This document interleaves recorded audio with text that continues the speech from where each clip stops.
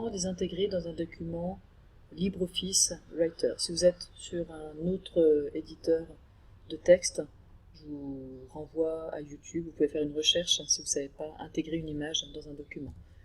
Pour ceux qui sont sur LibreOffice Writer, voilà, vous avez généré votre QR code et vous voudriez maintenant le mettre dans un document à destination des élèves. Ici, avec un clic droit, vous pouvez faire copier l'image. L'image est maintenant dans votre presse-papier. Le presse-papier, c'est une zone de mémoire dans l'ordinateur qui retient ce que vous avez fait en copie.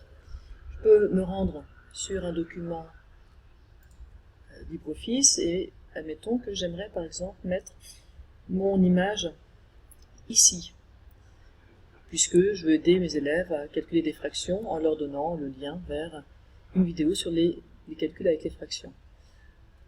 Il y a plusieurs manières de faire, mais le plus simple, simplement de faire coller. L'image a été copiée, elle est collée. Alors vous n'avez pas forcément envie qu'elle vienne se mettre à l'intérieur du texte, vous avez peut-être envie qu'elle se mette en plus du texte, hors de l'alignement général du texte. Tout ça, ça se gère au niveau de formater l'image. Vous voyez qu'il y a plusieurs paramétrages possibles. Si vous voulez que, là par défaut, que ça s'intègre dans le texte, comme si c'était du texte, vous pouvez mettre aucune. Si vous voulez continue, ça va se mettre par-dessus le texte. Alors, c'est pas forcément idéal non plus. Et moi, ce que je vais choisir, ce que j'aime bien, c'est optimal. Donc le texte ira se mettre autour en fonction de la place qu'il a.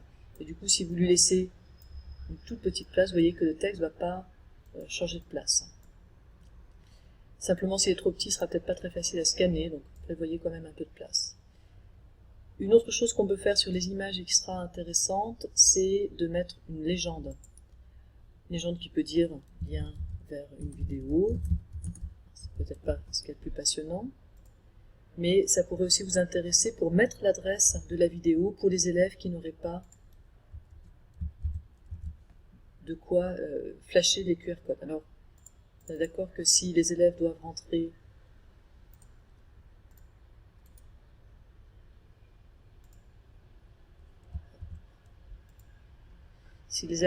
cette adresse, ça va être un petit peu pénible, mais ça a quand même le mérite d'exister. Et puis on verra dans une vidéo plus loin comment on peut raccourcir les URL et donner aux élèves une URL qui est plus digeste.